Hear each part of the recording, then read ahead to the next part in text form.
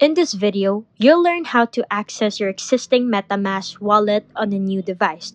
First, download the official MetaMask extension for your browser. Never download from third-party sites, only use the official website or your browser's extension store.